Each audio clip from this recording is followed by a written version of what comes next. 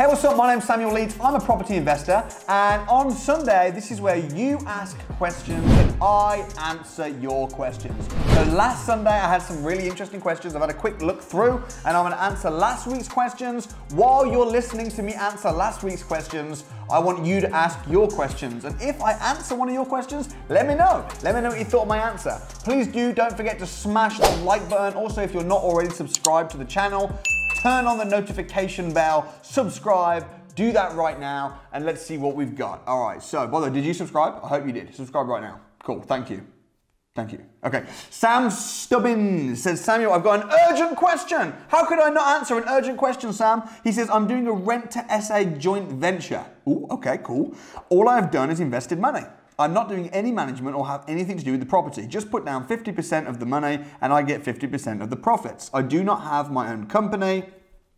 Do I still need an accountant to calculate tax for me? I'm doing the ABC now. I got to figure out the XYZ. Thanks in advance. Great job, Sam. Sounds interesting. Yeah, you'll need, obviously, to pay tax on your money. So the profit that you're getting in each month from this deal, you're going to need to pay tax on profit. So my advice would be probably to get an accountant, because they're going to be able to make sure that you're paying tax and you're paying the right amount and not paying too much. Also, make sure that your business partner is keeping all the receipts and claiming expenses on stuff, and you are as well. But yeah, good job. Good job. Like it. Sam Jones, lots of Sams today. Sam Jones says, if you're a first-time buyer and under the age of 18, would you recommend buying the property as a limited company or in a family member's name? To be honest, Sam, if you're under 18, I'd just say congratulations for buying a property at all. Should you do it in a limited company or a family member's name? Well, you could do it in both, because you could set up a company in a family member's name, and then you could buy the property through that company and you could be a director on that company. Listen, I don't know you or your situation or the house, so I can't give tax advice, but speak to an accountant and work out the best way to do it. But good job, respect. Okay, Jake Booth. Hi Samuel, I stumbled upon your channel today. Nice. I hope you're still watching. I hope you subscribed, because that's the thing. If you don't subscribe to the channel, I might be talking about you and reading your questions and you don't even know. So subscribe, subscribe, subscribe. I've been going through your videos. I'm interested in investing in property. Awesome. I'm 20 years old. Great. I own 0 properties and I'm a university student. My first question is, what advice would you give to a beginner who is just starting out? My second question is, I've seen a few of your videos in which you reference lease option agreements.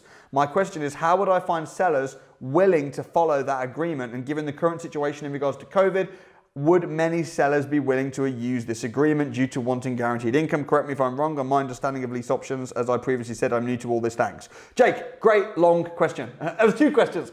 First question was, what can you do to get started? My advice, if you're getting started, would be to immerse yourself in my YouTube videos, get books, get CDs, get podcasts, find other property investors. You want success buddies. Find people that are also on a similar journey. Surround yourself with them. Who you surround yourself with is who you become. And then figure out your strategy. Plan it, do it, review it. Plan on what you're going to do, not in the next 5 years. Say, what do I want to achieve in the next 5 months?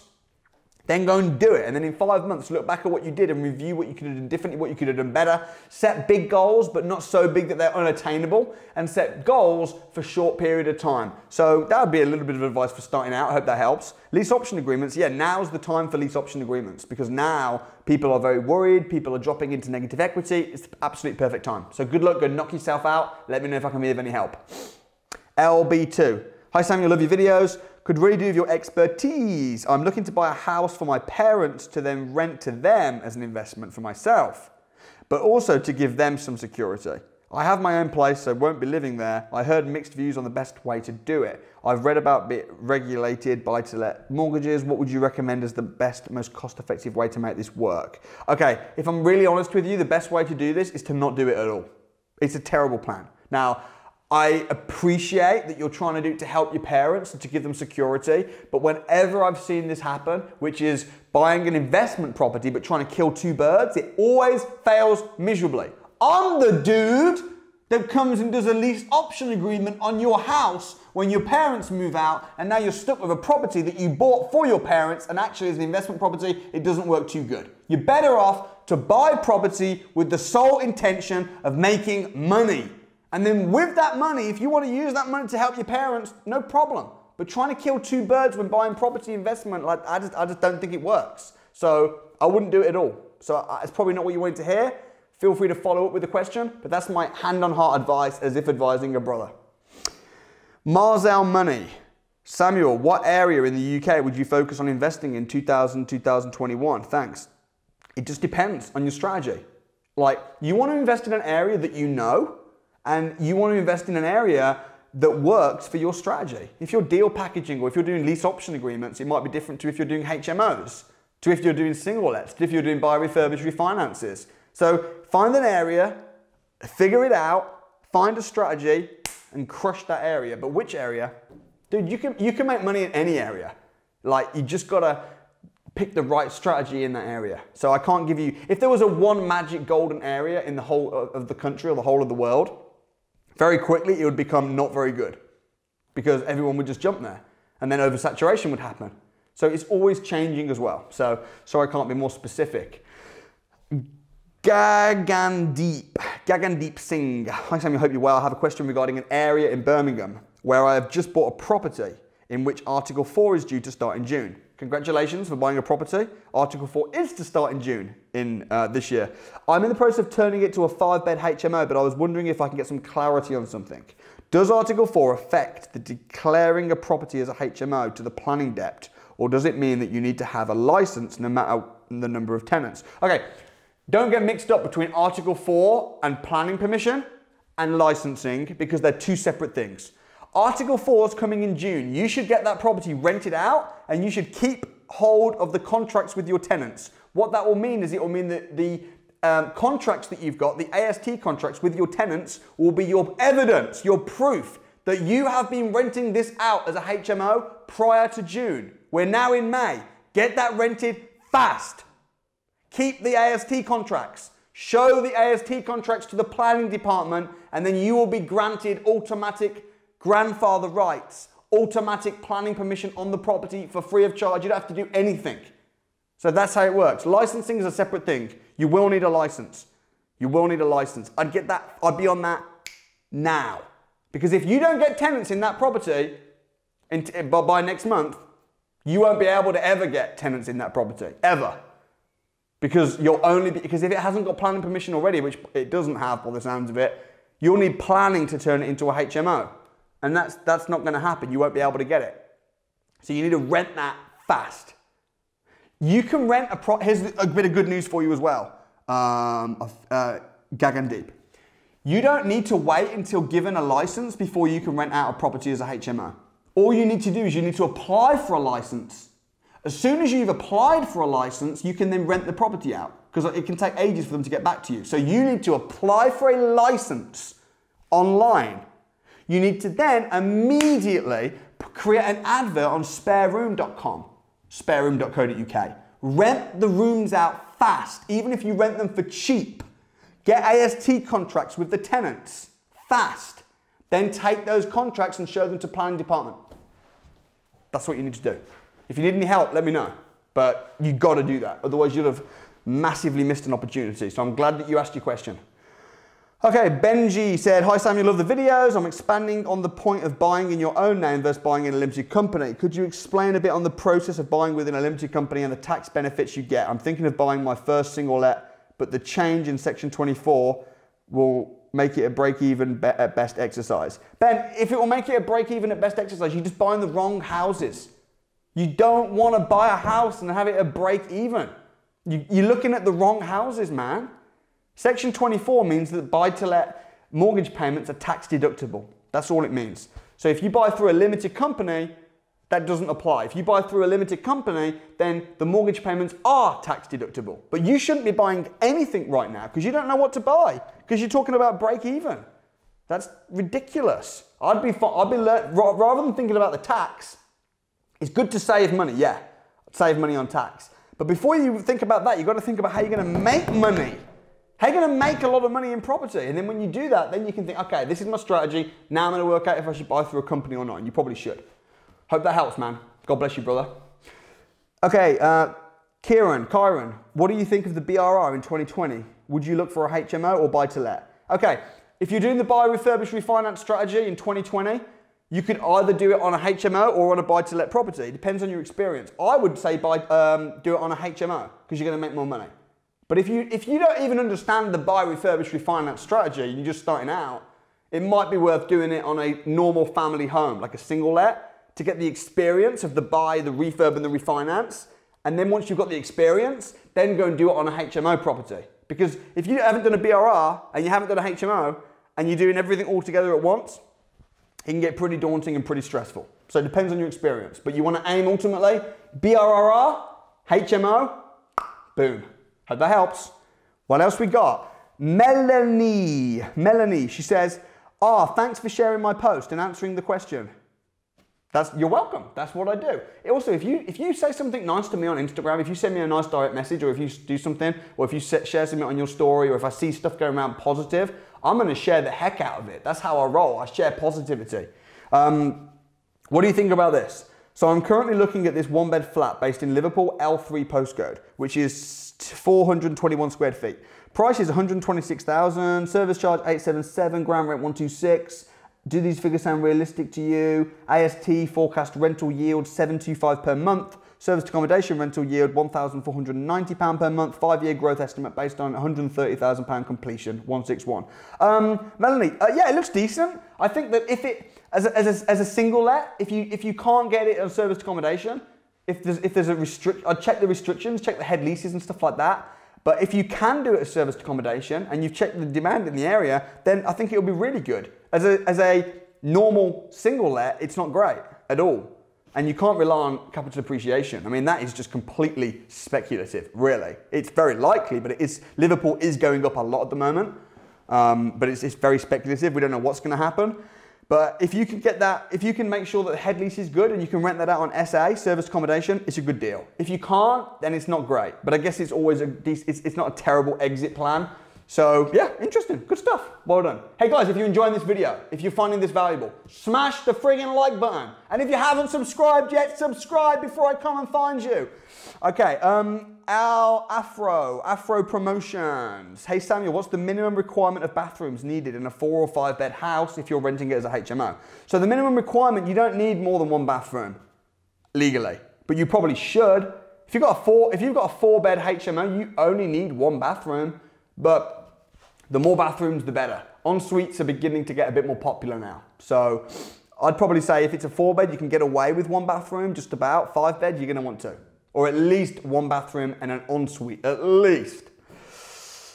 Okay, how can I convince my parents to let me focus on property instead of going to university? Okay, first thing is, forget what your parents want. This is about what you want. This is your life. You cannot live your life trying to please anybody else. And other people's approval or disapproval ultimately is not gonna control your happiness. So the only thing that's gonna control your happiness is if you do what someone else wants you to do your whole life, and then you think, what am I doing? I don't wanna do this. Go to university if you wanna go to university. If you wanna get a job doing something that requires university, go to university. If you don't do it to please your friggin' parents. Don't do that. That's nuts. Why would you spend 4 years of your life doing so? It's a complete waste if you don't want to do it. Just man up and have that conversation with your folks. I don't want to go to uni. And guess what? I'm not doing it. You're forced to go to school from the age of 4 to 16. After that, it's your choice. Is it 18 now? I don't know. But as soon as it's your choice, it's your choice. Don't do it out of guilt or trying to please anybody. Believe me, you'll please them all when you become a property millionaire and start buying them stuff. Okay, what we got? Unflapped mishmish. Samuel, I've got 10 grand free cash. I don't know what you mean by free. Oh, free is available. Fine, got you. That I want to invest. My friends have all advised me to buy into the stock market as the stock markets are now half price. My family have invested property. I don't have any shares within the stock market. What would you do in my situation? I do agree with my friends. The stocks are extremely low because of COVID. Thanks, Adam. Adam, what I'd say you need to get a grip and you need to figure out what's best for you and you need to figure out what's profitable. Like, it doesn't matter what your mom's saying. It doesn't matter what I'm saying. It doesn't matter what your friends are saying. What matters is, what do you know? Like, 10 grand is not that much money, okay? But if you know what to do with it and you're smart, you could scale a large company from £10,000. So, but you've got to have that knowledge. I'd say you'd be better off investing the whole 10,000 in yourself. I'm going to get a mentor. I'm going to get trained. I'm going to get good. I'm going to spend that on petrol money, driving around to conferences and seminars. I'm going to get good. Because it's not about the money. It's ultimately about what you know. So I don't know that much about the stock market. I don't invest in the stock market. I invest in property. So if I was going to invest 10 grand, I would put it in property. That's what I do. But before you put money anywhere, you want to put it in yourself. Property will not make you rich. Stocks will not make you rich. What will make you rich is you utilizing it properly and you knowing what you're doing with what you're doing. So that's my advice. Hope that helps. Okay, what we got? I'm just going to do one or two more, I think. Steven Santos. Samuel, I'm 17. A lot of young people on today. Good for you, man. I was 17 when I started. I'm dying to get into property. No, he said I'm trying. You got to be dying, though.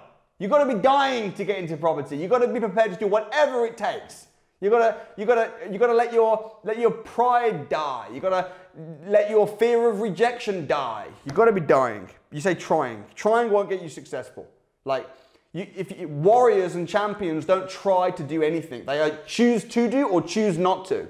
So you gotta be prepared to do whatever it takes. That's my first point. But go on, I'll read the rest of your question. With little money, I was wondering if I can source deals without going through legal matters such as registering with a property ombudsman or having indemnity insurance. If not, would passing on a source to another sourcer be a good idea? Also, could you briefly go over what sort of contracts you'd have to sign as a deal sourcer? Stephen, yes, you don't need any money. You don't need any insurance. You don't need anything. And you can find a deal and you can pass it to a deal sourcer and they can sell it to their list and to their investors. All you do is find the deal and then you can split whatever you want to split with that deal. You can make £1,000 in the next week if you just go out and do that and you don't need anything. People will tell you, you need this insurance and no, you do not. Oh, you need to be 18. No, you do not. Yes, you can do that. And deal sourcing is one of the most powerful strategies there is right now because people are putting a lot of cash investors into real estate in the UK right now, and they don't have time to go and find deals. They need a 17-year-old kid who's been trained, who's smart, who's got courage, who can negotiate, who can speak on the phone, who can sift through Rightmove, who can put forward lots of offers, who can catch a bus or a train and go and view things in the rain, and then present it to them. And then they'll go, I like that or I don't like that. And if they like that, they'll pay you. And if you haven't got insurance and you haven't got those investors and you haven't got any of that business set up, then work alongside an existing sourcer and bring them the deals and say, I'm not going to pass you the deal unless you split it with me. It's called co-deal sourcing. You can do that. Alex, hi Samuel, if you were to go back to your teenage years, what would you do to start? Do you think selling leads or deals is a good risk-free way to start? I would sell deals. I didn't figure out deal sourcing until I was 24. Then I sold hundreds of deals. I've made hundreds and hundreds and hundreds of thousands of pounds just by finding a deal, passing it on. Deal sourcing. So that's how I'd start. That's a great strategy. Anyone can do it. Guess what? When you get the best deals, what are you going to do? You're going to buy them yourself. But you don't have the money to buy them yourself. So what do you do then? You don't have the money, but you now know lots of investors. So you're going to ask one of your investors to collaborate with you, to give you the money. And if they don't want to give you the money, you're going to say, I got this great deal. You got the money. I found it. Let's do a joint venture. Very possible. All right, Shadow Crooks. Are you worried about house prices dropping substantially in the coming recession, given that in property investing you are highly leveraged? No, I'm not worried, and no, I'm not highly leveraged. You just made a wrong assumption. I wish I was more highly leveraged. I can't get my cash out right now fast enough. I've got so many houses that are unencumbered with no mortgage that I wish had a mortgage on them because I wish I had the money because I'm seeing so many opportunities and so many deals right now. I wish I had the money to put in them. But I'm just trying to pull my money out first. I'm not highly leveraged. I should be more highly leveraged than I am. So wrong assumption, bro. But your question was, am I worried about them dropping? No, because if they drop, they're going to go back up again. I'm not planning on selling anytime soon. Well, I'm selling some of my smaller deals, but why would I be worried about them dropping if I'm getting cash flow? I don't care about them dropping or not. It's paper money. If I've got a house worth 300 grand and then in 6 months' time it drops to 200 grand, unless I sell that house, it doesn't matter. Even if it dips into negative equity, my mortgage doesn't change. My mortgage payments are the same. It doesn't matter. And if house prices drop, what's going to happen to rents? They'll go up.